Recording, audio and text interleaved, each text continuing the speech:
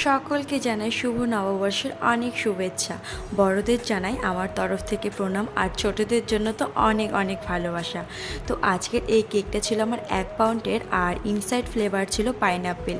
বছরের শুরুতেই আমার কেকের অর্ডার, তো সেই ভিডিওটাই আজকে আমি তোমাদের সাথে শেয়ার করছি। তো ফুল ভিডিওটা দেখতে থাকো।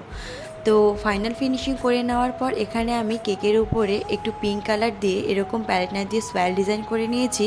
এরপর কেকের চারপাশে চকলেট ক্যানাস দিয়ে ড্রপ করে দিয়েছি, আর 1M নজেল দিয়ে কেকের উপরে আমি কিছু এখানে ফ্লাওয়ার করে নিয়েছি পিঙ্ক কালার ক্রিম দিয়ে।